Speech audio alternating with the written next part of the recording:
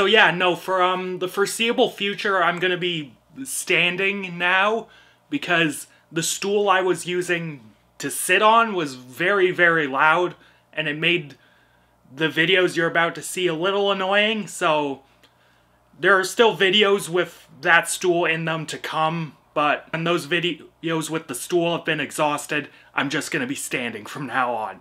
So, you're welcome. Hello everyone, welcome. My name is Phoenix, and this is the Consumer's Guide to Filmmaking. Yeah, we're doing this. It could have been anything for this Halloween video, but I chose to suffer. Yeah, Slender Man. 2018, Sylvan White. This film follows a group of teenagers. Hanging out one evening, their conversation turns to talk of what their male contemporaries are doing at that moment, which is attempting to summon the Slender Man. Finding the video the boys were supposed to use, these girls decide to watch it.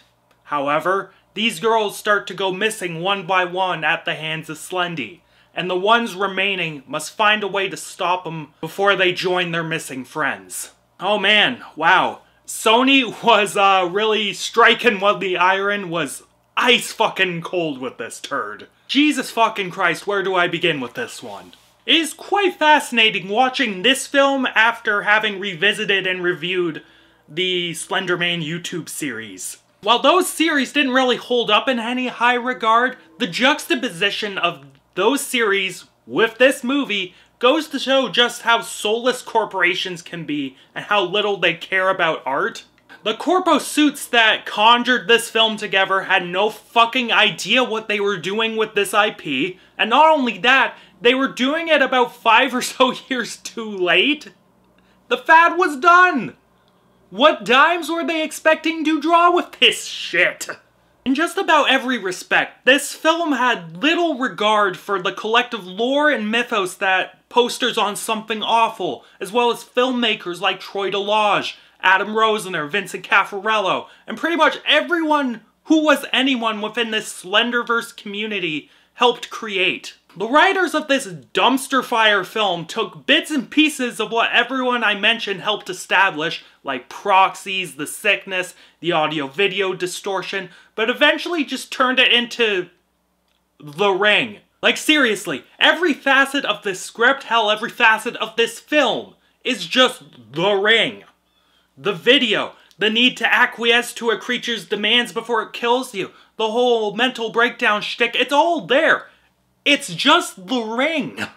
It's generic, trope-heavy tripe. And on top of that, the dialogue was utter garbage, the characters were unlikable, the ending was pathetic sequel fodder, it was utterly boring and embarrassing on every level. And yeah, technically, this film is just fucking ugly in every regard. It is visual fucking soup. The director, Sylvan White, desperately wanted to go for that Gore Verbinski Ring remake look, but didn't know how to pull it off. The lighting was kinda muted and desaturated, which is a start, but every scene was like way too dark. It was a strain sometimes trying to sort out what is happening in a given scene. The editing on top of that is just utter trash and shows how little they actually give a shit about this mythos. There is literally no video distortion throughout the entire film. There was audio distortion that was obnoxious, I'll touch on that in a bit, but that was it? For some reason though in this film, Slendy can take over phones and give you POV shots of where he is. He can also terribly superimpose videos on Sony products, which is quite frightening in and of itself. Like, it doesn't do what makes Slendy an effective horror monster. It doesn't build tension through visual cues. Fuck me. Production design wise, Slender Man looks like shit. Not only do you barely see him in the movie, but he is horribly designed and the effects used for him are utter dog shit. I just fucking hate when Slender Man moves in any of these things, and he moves way too much in this. Slender Man is only scary when he is, you know, fucking still, like this. Seeing that dude in the suit, or the dummy, or whatever it was, in a series like Tribe 12 or Marvel Hornets, it not only looked better, which is sad, because Adam Rosner and fucking Troy Delage, they didn't have anywhere from $10 to $30 million from a major studio. But also, that dummy person was more intimidating. Like, fuck off. In terms of audio, like I mentioned, there is audio fuckery to signal Slender Man, but it's just loud and unpleasant volume spikes.